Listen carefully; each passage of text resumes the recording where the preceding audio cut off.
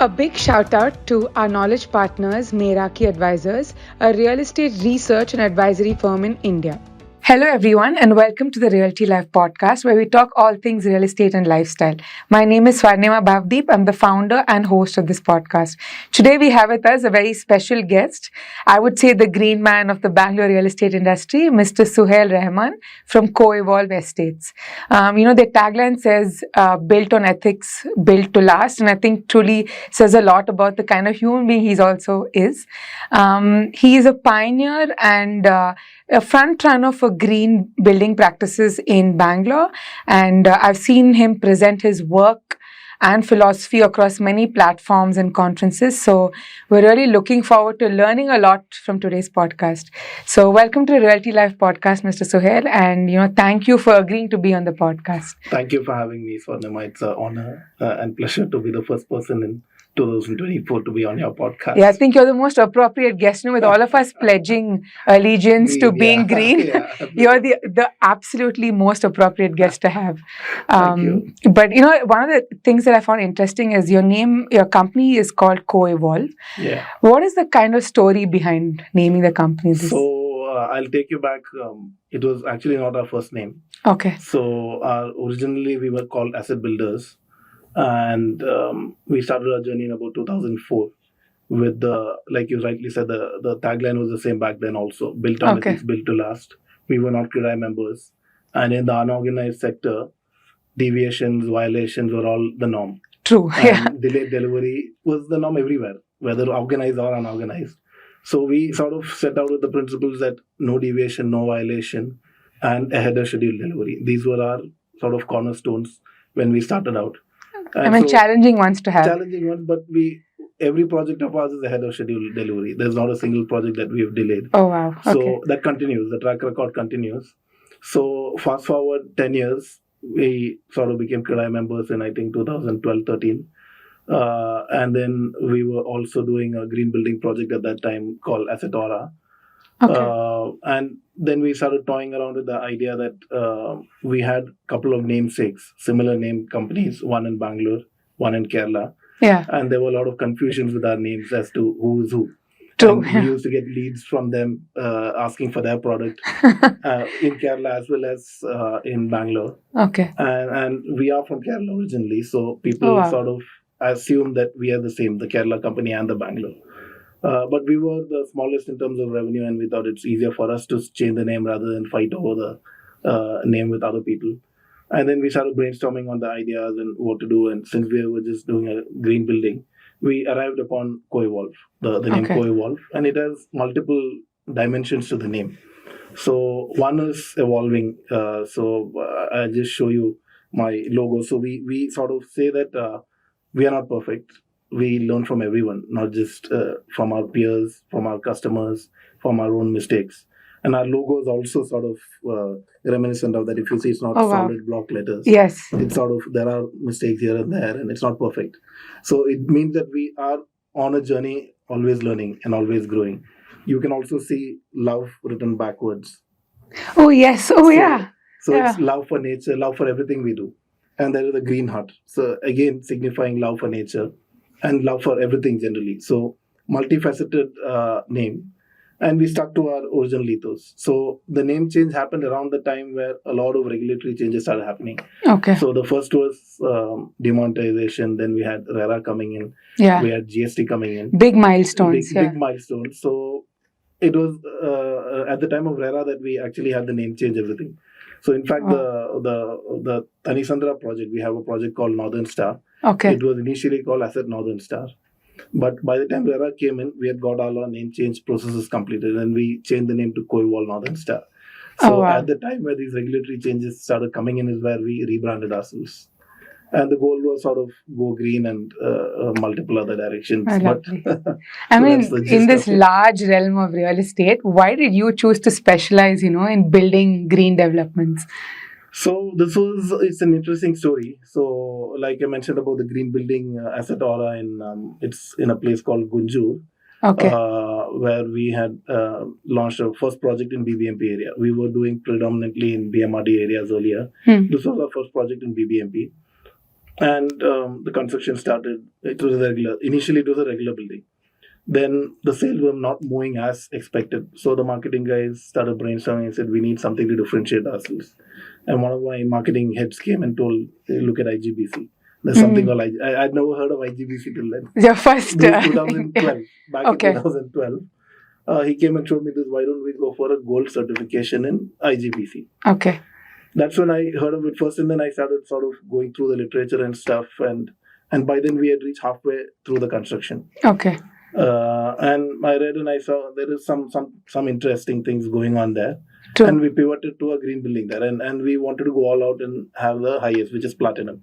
Okay. So platinum was. And if you're doing it, I guess you do the best. Yeah. There's no point in being mediocre in whatever you do. So we do the best possible in our segment. So we pivoted to that, and it was a huge learning curve there. So at the time that the building was delivered, it was only the third platinum rated building in the entire Karnataka state. Oh, wow. Okay. And also it was the highest rated in the country at that point in time. And that's where my journey began, so to speak, with Asset Aura. Is there some personal thing behind it to say, I felt strongly about it? Or the journey was quite fulfilling in the sense that we had multiple run-ins with IGBC on certain points where they said you have to do this. We said no, we'll do this, and we were able to win. And in fact, one of our initiatives became a addendum to their rating system later on. Oh wow! Okay. So we so on the roof of Asset Aura is a complete farm.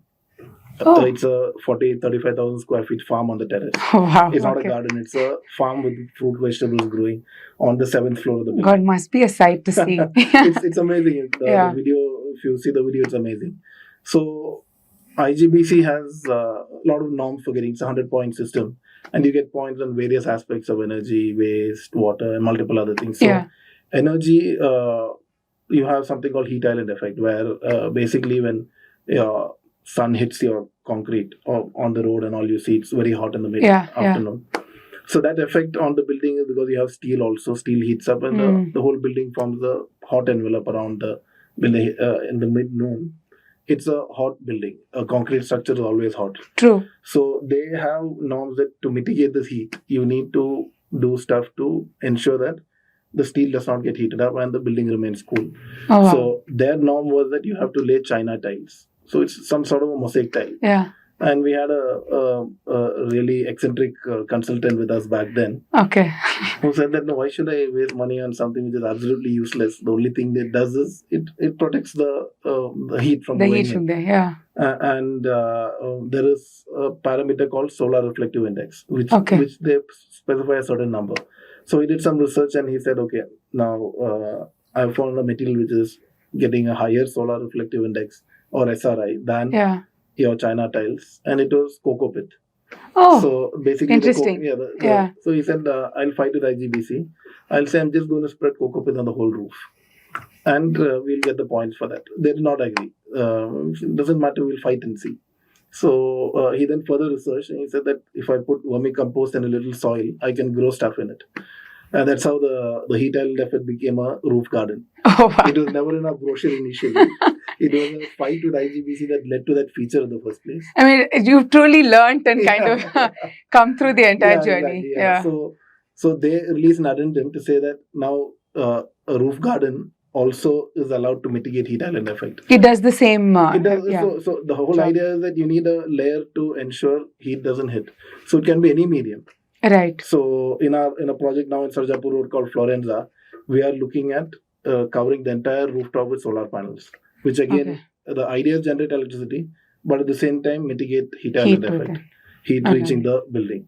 While that's not a rated green building, I mean, I've done 2 platinum rated buildings. Oh, wow. And while it's not right to say in the public forum, I don't believe in rating systems now after having done two ratings. Yeah. It's not really making too much sense, but you do what's the good. Because there are a lot of things which are not really relevant to Bangalore climate. So it's like a one-size-fits-all. There's no standard. You have to kind of adapt to It's a one-size-fits-all rating system. Yeah. So it does not take into consideration your local climatic conditions.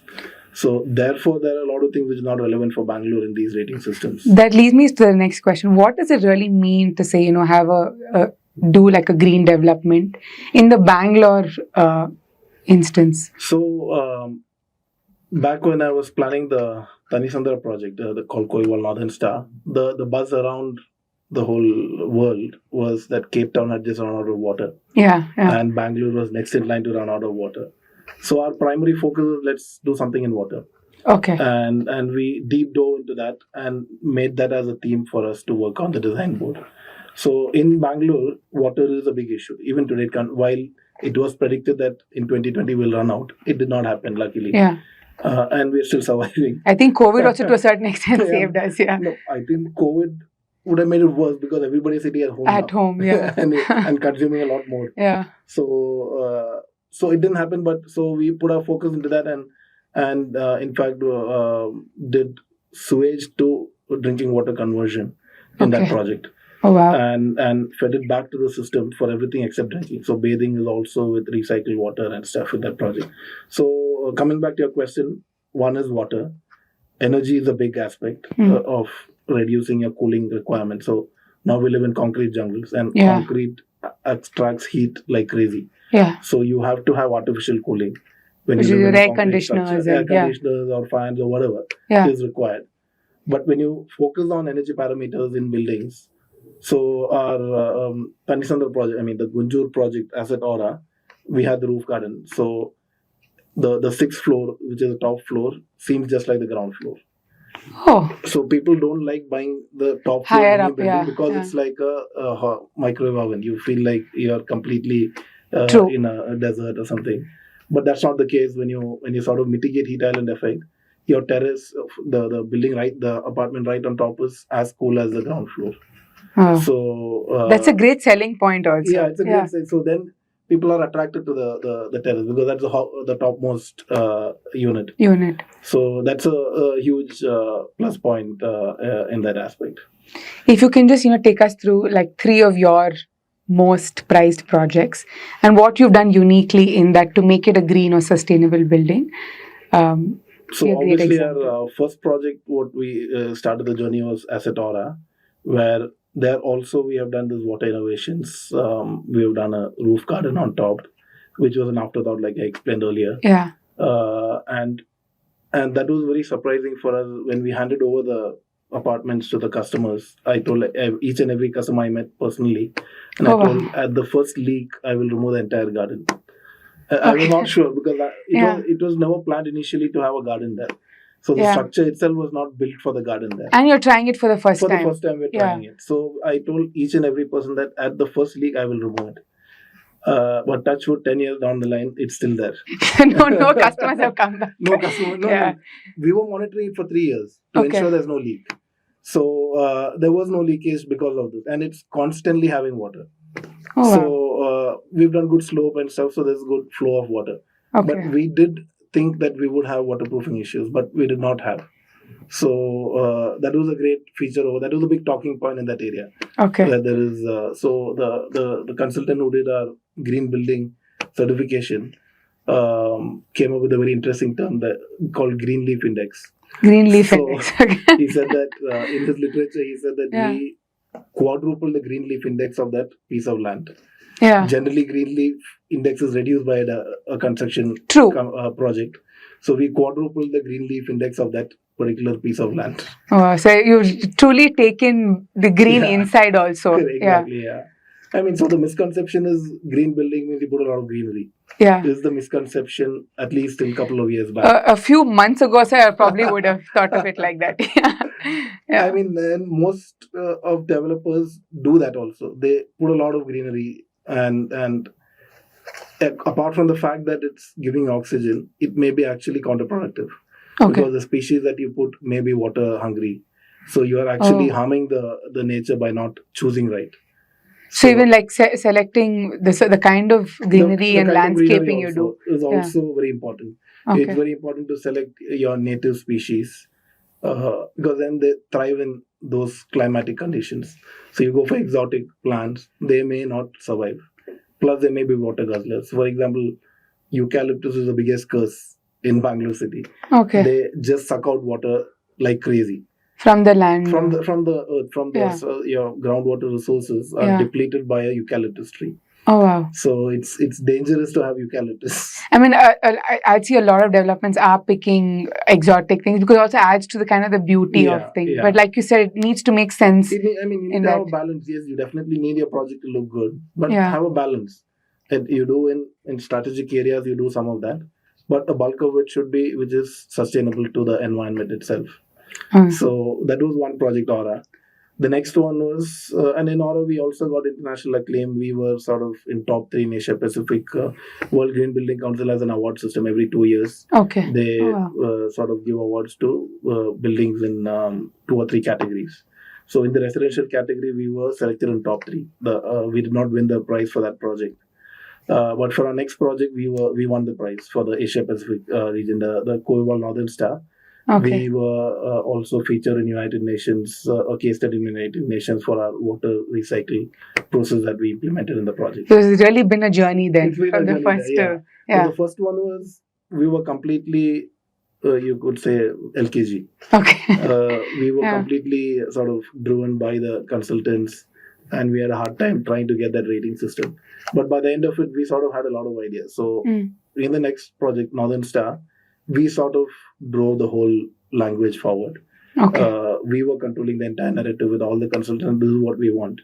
You work with us on this. If you're not comfortable with it, you tell us now. We'll find somebody who's comfortable with that. Yeah. So we drove the narrative and ensured that we get what we want. And from the get-go, we wanted to convert sewage to drinking water.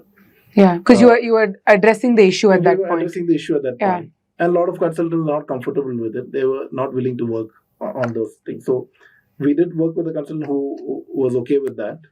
But again, in Northern Star, we worked with a lot of startups. We in fact, went for a sewage treatment plant which does not consume any electricity or any chemicals. And we were the first customers of that company. So the consultant had a big fight with us that I'm not going to sign off on it. I will only tell you to do this technology XYZ.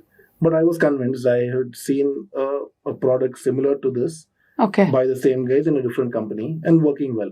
So I was convinced that it's going to work. And I said and it took about 2 months for that fight with us and the consultant to sort of settle down. And because you're plugging in new concepts. Yeah. I mean, so my ethos is basically that you have to keep reinventing to be ahead of the curve. Yeah. So unless you have a differentiation in your product, see, end of the day, real estate is brick and mortar.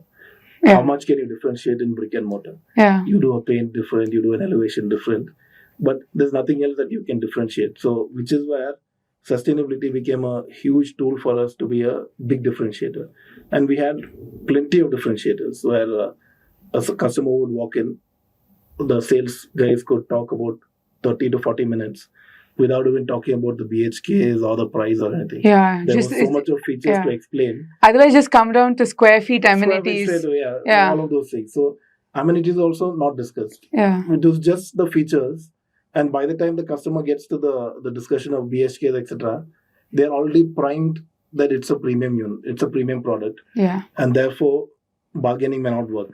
So, in Northern Star, we, from the launch price to the time we got OC, we probably got about 20 to 30% price increase. Okay. Oh, wow.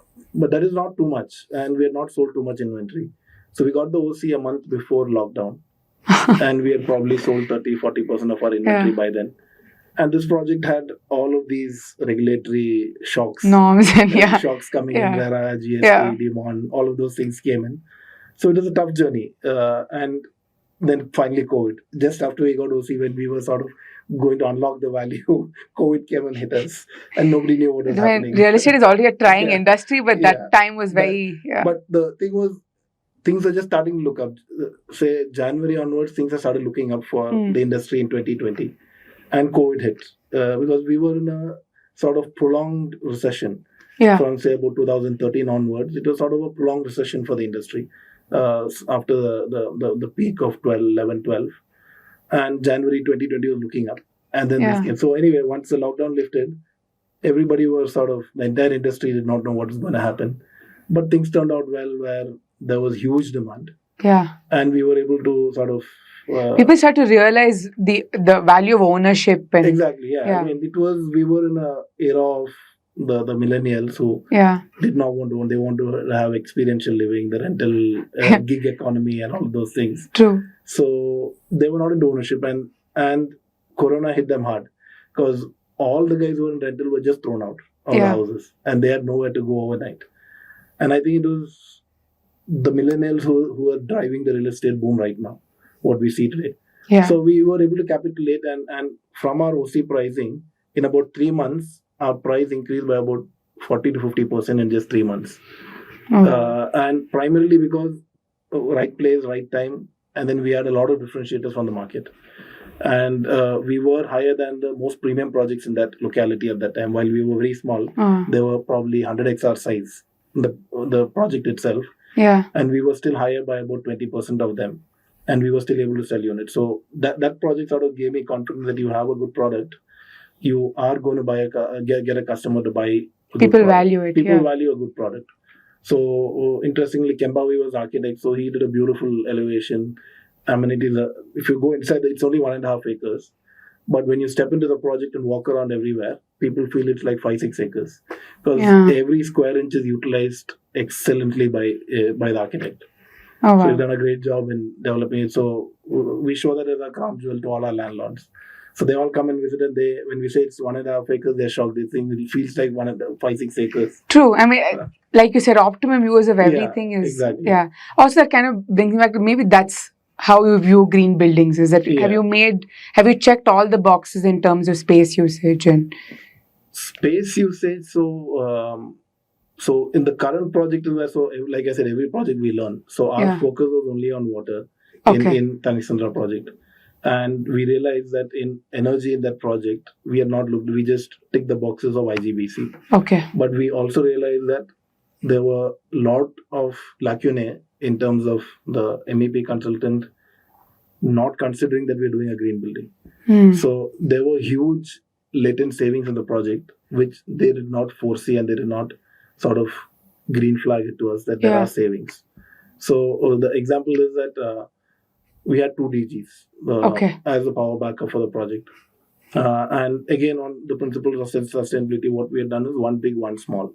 So that the load is less, the smaller one works. Yeah. Once the full occupancy happened, we went for full load to test what's happening. And we wanted to test both the DGs and stuff. So at full load, the bigger DG never turned on. The entire full 100% load was taken by the smaller DG. So there was so much of hidden savings in the project in energy which we could not see. So we could have saved money there. The consumer continues to pay for a DG which will probably never turn on. True. They have to constantly keep maintaining it and stuff. And that's where a good MEP consultant comes into play, where our forte is construction. They are the guys who have to educate us on all of these things. Yeah, I mean, like when you said there's a huge learning curve, I mean, there's so many things that you kind of have to take into consideration. Yeah. So, I mean, in sustainability, water is the lowest hanging fruit. It's the easiest thing to do. Okay. Energy is where you need a lot of technically qualified guys to sit and brainstorm over things. But that's where a bulk of savings are in operations for the consumer itself. For the developer, he can save money in installations, but consumer tends to save a lot more forever. How is, you said consumer, how has the public, perception of green buildings or developments changed over, the time that you've been in the industry? So, not much really. Okay. Unfortunately, then, we have to say. Unfortunately. Yeah. So, in Asatora, we had done a green pitch, but customers had absolutely no care about it. It's good, I have the features, but I want the price. So, their point was, give me the best price. They never valued those features at all. While in Tanisandra, before I completed the project, again, nobody valued it. Okay. Once the product was there to see, then is where I got the price appreciation. So that again can't be attributed only to green, but people appreciated that there were features which others didn't have. Okay. But customers still not seeking a green building. All they're looking for is, do you have water? Because water is the story of Bangalore. Yeah. So do you have water? That's the only thing in sustainability they're looking at. And I wouldn't say it's from sustainability, it's from their own need that they're looking at. Do you have water? It's a need-based thing. Need-based thing, not really their care for the environment or anything as such. But, I mean, hopefully that changes. It should. See, the aspect is that if we need mass offtake of the sustainable homes, you need incentives somewhere. Yeah. Either from the government side for the consumer or for the developer to do those housings. So, for example, when 2014, government came out with the affordable housing scheme, which incentivized customers as well as developers in doing affordable homes. Homes, yeah. And in 10 years, I was just going through some statistics today. Over 4 million homes have been completed. I don't know if it's sold, but completed as affordable homes across the country. So even some of the big players are going into it, category. Yeah. Well, early on, everybody wanted to do in cities, but affordable housing will never work in a metro simply because of the land costs. Yeah. Because the definition is not going to fit the FSI costs of a metro city. True. So it's well suited for tier 2 or let's say outskirts of metro cities. But the offtake because of that was that, government gave, so the schemes were that they were having PMAY schemes where customers were having interest offsets in their income tax returns. Mm-hmm. So that was a huge saving for them. So we need such incentives to come into sustainable homes. So like the affordable housing policy, government should come with a sustainable housing policy where they do similar things to boost the... There should be some benefit attached to it. Otherwise... So what happened was that no developer wanted to do affordable. But when the customer became evident that there is a customer, everybody ran to it. So when there is a customer asking, I want sustainable homes, you'll have every developer delivering it. Have you kind of seen that maybe once a product is up and running and it's giving you the kind of benefits it should in terms of a green building, then the customers would kind of be convinced on buying it? Have you seen that sort of situation? So our marketing campaigns have always been highlighting these savings that they're going to have year on year or constantly. Okay. That has been told to them.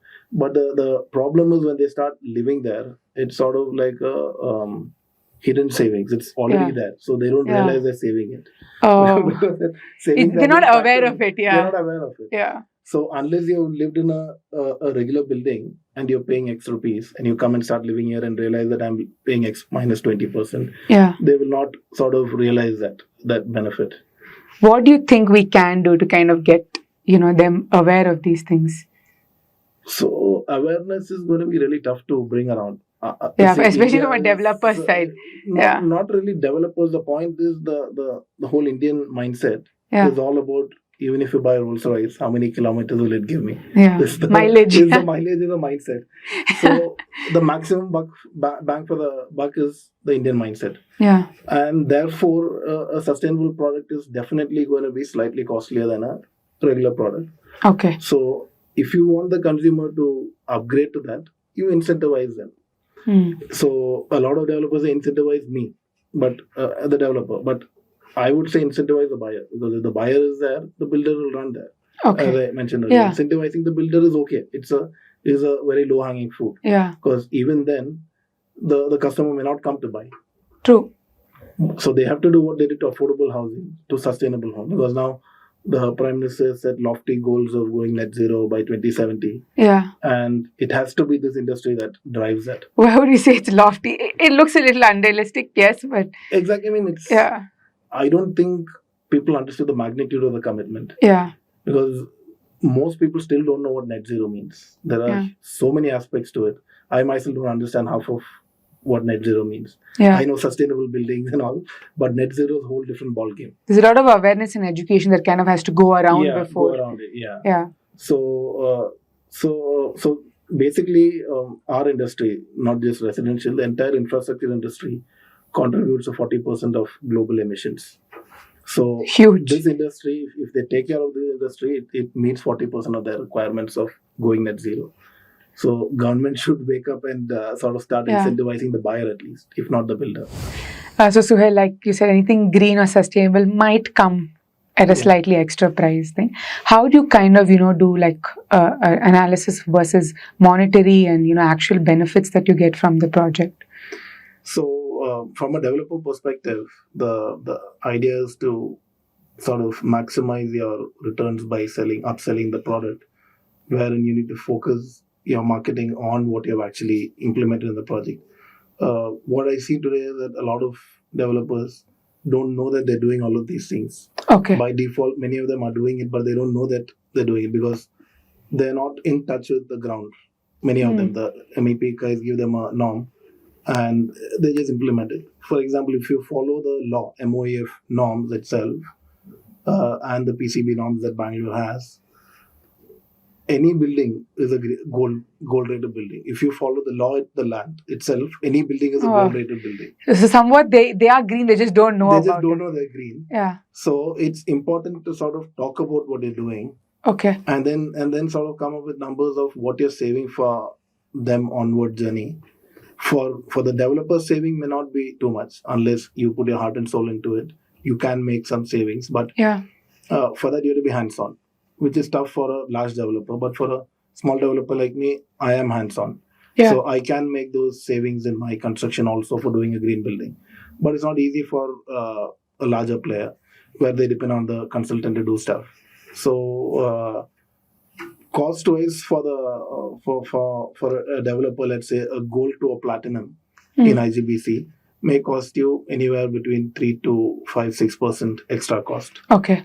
But we, in my previous project, that extra cost, I was able to reap probably 5x of that in extra price, of that extra cost I paid. And how does that, I mean, how do you reap? For example, in Tarisandra, it was about 100 rupees, like I told in the IM talk.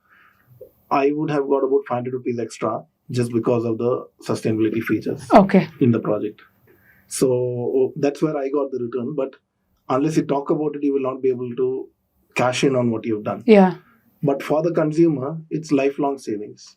So in Koval Northern Star, we reduced the water demand from annual demand of 3.6 crore. We brought it down to 1 crore.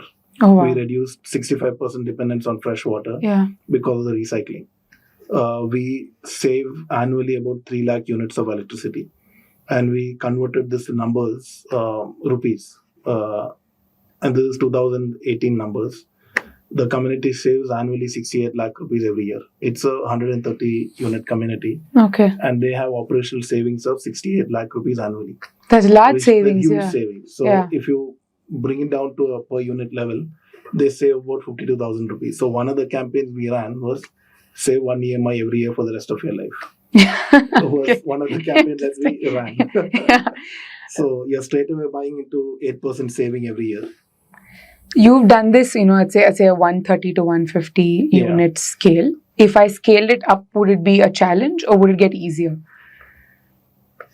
So economics of scale come in. So it would be cheaper to implement sustainability at scale. Would definitely be cheaper because I then have better bargaining capacity and stuff. Yeah. So it's not going to be tough. It's going to be easier. In terms of, convincing the customer or thing that, like you say, you ran that campaign. Is it only monetary beliefs that would work?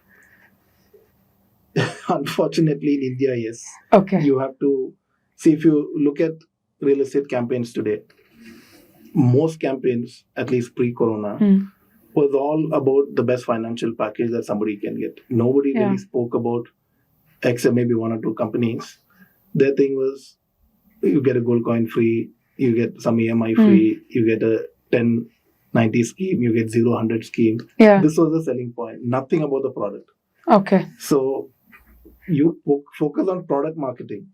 I mean, our theme has been that it's completely product marketing. You focus on your features and upsell your feature itself instead of trying to discount your product. Try to bring your product up in pricing.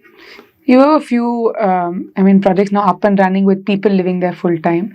When you hand over a project, something, like your green and sustainable living project will have some extra, handovers. How do you kind of sustain that green building practice or sustainable practice in the community? Because after that you leave, right? Yeah. Post a certain level of your intervention, you leave and say now it's the association's responsibility. How do you kind of sustain that? In sustainability, a majority of the initiatives are passively working. It doesn't require day-to-day monitoring. For example, you have something called high-performance glass on the windows, which blocks out much of the heat. So that contributes to your major savings in energy. So that is your window. There's nothing to do for an external party. Yeah. So most of the things in a sustainable building is built into the envelope of the building or into the features. It's already changed the way you live. It's already changed the way you live, and it doesn't need any maintenance from a amenity perspective. Some things in water may be stuff that needs regular handholding, for example, in STP or a water purifying system is some of the things that we need. So where there is tech involved or human intervention involved, the way we work is we get the vendor himself to come and give a knowledge transfer session. And we also ensure we record those videos and share it to the community. Also have the community members in the knowledge sharing session. It's for the community, not for us. So we have the association panel, the GB of the association would be there to sort of take over the knowledge sharing from the vendor. How long do you usually stay in a community before? So typically all builders do a 1 year maintenance. We tend to stay another year or year and a half or so in projects before they are ready to take over. Because you have so many stakeholders involved in one particular, you said vendors, you said you worked with a startup that had a special product, and architects and consultants. How do you kind of, build this whole ecosystem to build a sort of a project? So there are two ways. One is a person like me who has some knowledge of sustainability. For them, it's a way that the consultant doesn't really play a huge role in terms of bringing your vision to fruition. Because you have the idea, you say, I want this, you ask, in my opinion, all consultants have the knowledge, but they just don't propagate it if the builder doesn't want it. If you don't ask for it, they do not put their thinking hats on. So, say if you have some knowledge, you can extract that out of the consultants. But let's say a person who has never done a green building, then he needs to choose the consultants right. Choose somebody who has a track record in sustainability. And who will kind of push you that little extra. Push you a little extra and help you that, okay, you push this without too much cost, I can do this and stuff. So for the person who has not got much knowledge, it's best to go with somebody who has a good track record. But if you are passionate in that domain, then you make the big difference. What are the challenges though? Because I'm guessing so many stakeholders getting involved in one project. So in my case, the challenge is that for the consultant is that I keep pushing the envelope a lot. And you're finding new products and saying, how do we do this? So their point is that they don't want to sort of take that much of risks. So that's a challenge I face, that I have the conviction it will work, but the consultants are not confident that it may work.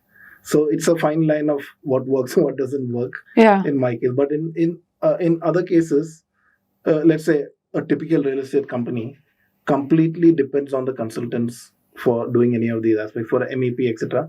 We don't have the core competency. Our developers' core competency is what? Land procurement, licensing, construction.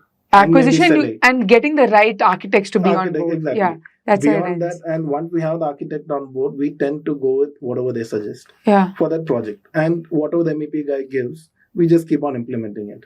True. And that's the typical. So till I did Koiwal Northern Star, I used to just get their drawing, blindly do, not even do a review or do anything. They gave it, we did it. But the DGX incident I told you is where I had an awakening that, okay, I need to now dive into everything that consultants give and see is it right or not for the project. Maybe have somebody else. So, for example, I work with this company called Smarter Dharma, who's a sustainable consultant. So they're sort of working with us on every project that we do. And they're a sounding board for me in terms of, is this the right approach? And they do a lot of analysis and stuff to sort of say, okay, this way you can sort of sustainable numbers are here. And this may be a cost, so you can take a call.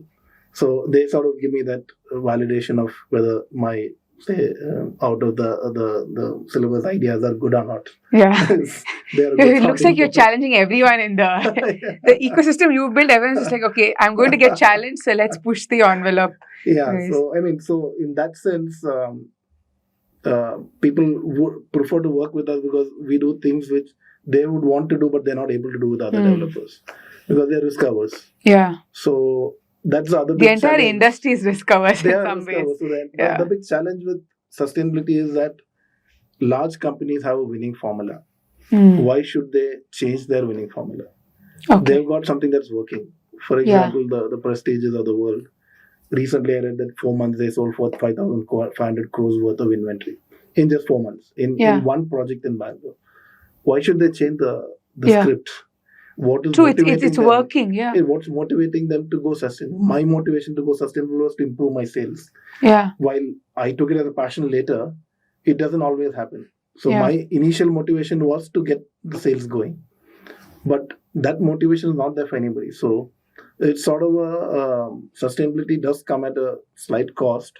But are people willing to take that risk and sort of work on it? You have to kind of re-look at your ethos. Because like I said, unless there is a push by the customer that I want this, they're not going to go there. Because this is working. Yeah. Why rock the boat? What do you foresee as, are there some inventions or innovations that you foresee will happen to the industry or in the industry in terms of sustainability? I think I'm not equipped to comment on that. But the exciting thing I see is that there's a lot of buzz around this now. A lot of developers have at least started talking about it, if not doing anything. They've started talking about it, inquiring about it, and sort of starting to analyze whether it's working for me or not. That's a huge positive sign. For example, now CRIDA is also set lofty goals of 2050 to go net zero. The Women's Wing has taken up the initiative with IIMs to sort of set white papers out. So these are exciting things I see where people have some literature to look at and say, okay, I can do this and maybe go sustainable. Even if it's one initiative at a time, it still makes a huge difference. Yeah, and if you see, I think, examples of other people having done it, then it's a great place to start. For example, in my part, like I said, 3 crore liters of water I reduce to 1 crore. It's a 2 crore saving just on a 2-acre property. Imagine if that 2 crore into, say, 50 acres, it's like 100 crore liters of water is saved. So if somebody's and my so we're putting that numbers also, just put right? the numbers in, and then you see the impact that they're going to have on the city. So I've sort of told all the peers that mine is open source. You're welcome to come and visit, and lots of developers have come and visited. But they look at it and say, "Oh, you're mad. You do it. We are happy with what we're doing." Is the main challenge of something like this because you're so hands-on? You're saying it's hard for every developer to kind of be like that and have. So that could be probably a deterrent for why they would look at it. Not really, because see, end of the day, it's all numbers. So unless the numbers start dwindling, they would not, like, again, going back to not rocking the boat. When things are not looking good is where they try to innovate. So therefore, innovation comes from a need. If you had to give them advice, if a developer for the first time is going to approach and try building a green building, what do you think is like 2 cents of advice that they need to hear? See, more than sustainable, like just this morning I read an article on Live Mint where it said India's housing market by 2036, 6 crore homes are required in India from now to 2036, which is like 50 lakhs a year. That is the demand that's going to come into India. And we are, at least the cities in India, are definitely not equipped for that load. And today Bangalore is, I think, 14 million population. We are expected to reach 2 million by 2030. Just 6 years. We are expected to increase another 16 lakh people in India, in Bangalore. In Bangalore, And we are definitely not equipped for that. So that's the writing on the wall, that if you don't look at sustainability, you may not even have a city to develop. Oh God! So you need to take it that it is needed for the survival of the city itself, because it's an abused city. It's a city growing uncontrollably. There is quite unplanned also. It's completely unplanned. Our CDP is still a 2016 CDP. They've still not given us the CDP for the future. While there are countries which have the next 50 years mapped out, while the city is, Bangalore is very blessed geographically. Unlike, I think, among the big metros worldwide, Bangalore may be the most blessed geographically. Which is why we're attracting such a large population. So we don't have any natural calamities expected anytime. There is no cyclone, there is no earthquake, none of these things. And climate-wise, it's very similar climate throughout the year. And it's something people like. But I keep telling everyone, Bangalore grows despite the bureaucracy, not because of the bureaucracy. So those are words to live by. So what we need is something what happened in Telangana, where the government was so proactive in terms of getting money to the city and making it very easy to do business. So we need a government like a private sector, where right now approvals and all take anywhere from say 6 months to 2 years. 2 years, yeah. But government needs to realize that the faster they give approvals, their revenues are going to increase, jobs are going to increase. Nations, you pay GST. There's lots of associated industries, benefit industry that sort of have revenue from the construction industry. So the entire revenues are just going to go up. So if you keep delaying it by 2 years, you're delaying that revenue realization. And in that 2 years, our cost is escalating. Then we pass on the cost to the customer. Yeah. So product is evolving, customer is evolving. Everything is evolving. So for example, a guy who got a plant sanction just before COVID, his product is useless today. Yeah. Because it was before COVID, it was shrinking. Yeah. Now it's becoming bigger. Houses are becoming bigger, and we don't know how long this trend will last. Because Corona's effect is sort of waning off slowly. True. People are starting to going back to work now. A guy who wanted a 2-bedroom wants a 3-bedroom because of Corona. It may go back to a 2-bedroom again. So the guys who are having a plant sanction now may be in soup when it's in the market later. True. So it's a very evolving landscape for real estate. The thing with, unlike FMCG where you have the product today, sell tomorrow. Our product is here today on the drawing board. It's in the market only 4 years later. The gestation period is just too large. And there are too many variables where we need the government also to be accountable. So we have the RERA, Real Estate Authority. Government is not part of that authority. They are not responsible for any timelines. All the timeline responsibility is the developers, including our timeline to complete is called occupational certificate, OC. Occupancy certificate. The RERA timeline that we give is that our project completion means OC, and we have to be responsible for that timeline of OC to meet that. So your project is only complete if you get an OC. So an OC takes a bare minimum of 6 to 8 months to get.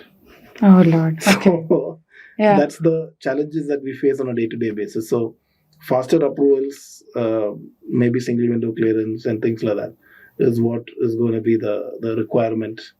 Say we are probably a $3.7 trillion economy today. And our aspiration is a 5. It's a 5 trillion. 5 is a short term. Yeah. But their aspiration or the world's aspiration is that China has to be replaced by India. Yeah. And we are sort of population-wise, we're bigger than China now. We are the number 1 in the world now. True, yeah. So the demand is that. So recently I heard Mr. Jaishankar talking and he was mentioning the China market to India market. One developer in China at their worst season does the entire India's housing market. There's one developer in China every year. So that's a potential that India has. And like I said, the 6 crore houses is huge. So it's time to It's looking up for us, but we have to wake up. It's looking up, but we are not a country blessed with too many resources. Yeah. So if the government doesn't help, we have to help ourselves. In this climate, what is next for Co-Evolve? So we are sort of trying to establish ourselves as a niche player who is sustainable friendly, nature friendly. We have been, our sort of vision has been to sort of deliver sustainability at affordable prices.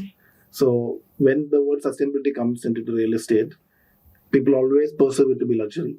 Yeah. So we are sort of trying to break that mindset and say that you can get even in mid-segment homes. Okay. So that's one thing we've been always doing, and we have sub 1 crore sustainable homes. Oh wow. But we are also now looking at the entry-level luxury segment with a project in Whitefield. Okay. Where Mr. Kembawi is the architect. Okay. So that's an exciting project we are looking at, where we are looking at something different in sort of elevation, which is not. So, I mean, design is something which has not been appreciated enough in Bangalore. Yeah. You don't see really great looking buildings in India. Yeah, we don't have any landmark buildings. Yeah. So we sort of want to look at, in our, say, with the market fit possible, try what we can innovate in the elevational space as to how good it can be. If you look at Dubai skyline versus any city in India skyline, it's not comparable. Not much in terms of good looking buildings. Dubai is sort of, I think, pushing in all aspects, architecturally, engineering wise, they're pushing all the barriers over there. So that's something which we're looking at in terms of doing good looking buildings and say looking at the luxury segment in a small way. Oh, lovely. So, you said under 1 crore, so Under 1 crore is mid-segment. Luxury, mid-segment. that is sustainable homes. Okay. But the luxury is entry-level luxury. We're looking at about 2.5 to 3.5 range in Whitefield. Are you looking at other products? We are just sort of looking at cementing residential space itself. But we were toying with the retail mall space pre-corona in Tier 2, Tier 3. But we sort of parked that aside for now. We may sort of look at it again because I think the growth of the country is going to be Tier 2, Tier 3. Yeah.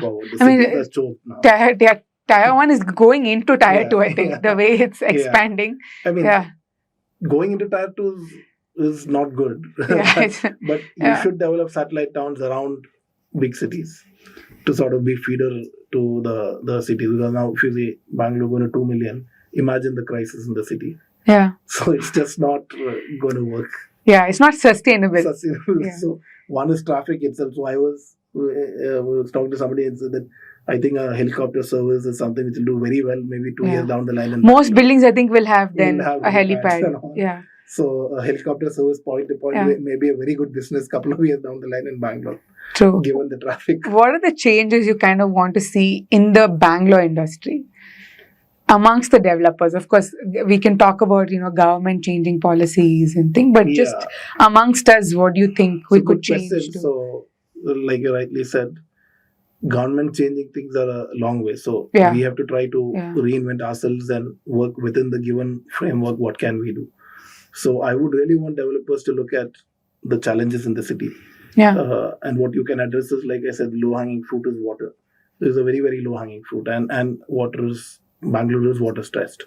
So that's something they have to really look at, and it's not tough. It's not costly to do it. I don't think it adds any cost to do what I've done in water. Okay. For lovely. All the projects. In terms of, you being an active part of CREDA, how has it kind of changed the way you do business, or how has it benefited? So CREDA has been a great platform for peer learning, and before I joined CREDA, I hardly knew any developers. But this has been a great... Yeah, Bangalore is huge level in terms of a market. Correct, I think you have more builders, much more builders outside CREDA than within CREDA. Yeah. So CREDA has, most of the organized players are in CREDA. And we are only 10% of the market also in Bangalore. I think Sarjapur alone has more developers than what they're in CREDA. Exactly. So it's been a good learning. You get to hear all the stalwarts of the industry talk, their learning, their challenges. I mean, it's really enriching. The sort of conferences that they hold is very much informative and stuff. You present in most of them, which is I have actually, if I put together all the learnings, I can probably be like, this is one class on building. That's just one aspect, sustainably. But then the real estate it's a sea. So there are so many aspects. So I think the real skill of a developer is the land part. Yeah. Because that's the barrier for anybody to enter the industry. Yeah. I mean, see, software guys have so much money. Why can't they do a building? The challenge is the land. It's a unique survival skill set, Correct. I think, that a developer needs to possess. So that's the biggest thing which I'm lacking. So that's a learning curve for me to sort of get into that. My dad handles that part of the business. Okay. Oh, your father's also my an active part of the business. My sister's part of the business. Okay. My sister's a medical doctor. Okay. But after she took a maternity leave, when she was going to join back, we sort of convinced her a lot. Dragged her into the business. Okay. So she handles admin and HR. So she does that. Dad does land licensing and the acquisition and stuff. Okay. So I look at sort of strategy, the sustainability and construction, sales, marketing is what I look Design, everything, Yeah, all of those aspects. The ideation of the project is what I... truly a family business. Yeah, lovely. If brings me to my last question. If there's one piece of advice that you want to give someone who's just entering the real estate market in Bangalore, what would it be? Other than, of course, turn back and run. Any other advice? Advice is sort of try to differentiate yourself from the crowd. From the get-go. The get-go, have a clear differentiator. Because if you're the same, then you're not selling a product, you're just selling a home loan to somebody rather than a home. Apt way to put it. Yeah. Yeah. Because then what I mean, I think pre-corona when we had the recession, in any conference we go, the talk was that we're all working for bankers. We're not working for ourselves. We're just customers paying loan. We are paying the loan. Everybody's paying the bank. So we're working for the bank, taking single-digit returns home. So differentiate yourself from the masses, and then you can have a good product which will be appreciated by the crowd. Oh, lovely.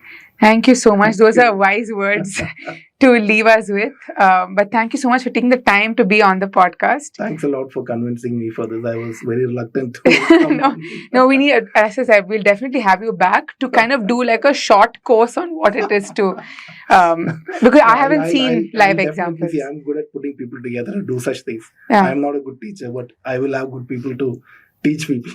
No, you're definitely good. I've seen your presentations. Yeah, at least I have my understanding from it because I attended the conference, and I can at least hold my own now when I talk about it. But yeah, thank you so much. And hopefully we'll have you soon again on the podcast. Thank you so Maybe much. a panel who can kind of talk about how this would work. Correct. Yeah, that will be good. Lovely. Thank you so much. Thanks a lot. Yeah.